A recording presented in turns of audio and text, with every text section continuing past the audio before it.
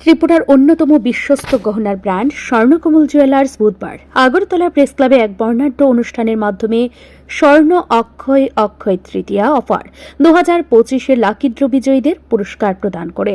এই উৎসব ও মুখর অফারের মাধ্যমে মোট 41 জন ভাগ্যবান বিজয়ীদের হাতে পুরস্কার তুলে দেওয়া হয়।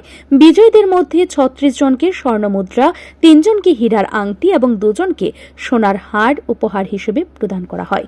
পুরস্কারসমূহ স্বর্ণকমল জুয়েলার্সের প্রতিষ্ঠাতা গোপাল চন্দ্র নাগ নিজ হাতে তুলে দেন এবং উপস্থিত সকলকে আন্তরিক অভিনন্দন জানান।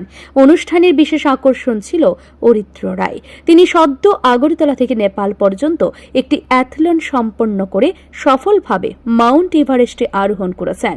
স্বর্ণকমল জুয়েলার্স তাঁকে তার অসাধারণ সাফল্যের জন্য বিশেষভাবে সম্মানিত করেছে। অনুষ্ঠানে গোপাল চন্দ্র নাগ আগামী অফার স্বর্ণ বর্ষায়ের ঘোষণা দেন, যা 23 জুন থেকে শুরু হয়ে 12 জুলাই 2025 পর্যন্ত চলবে। তিনি জানান, এই সময়ে গ্রাহকদের জন্য আরও অনেক চমকপ্রদ অফার ও সুযোগ অপেক্ষা করছে। আমরা সবসময় চাই সবার পাশে দাঁড়াতে।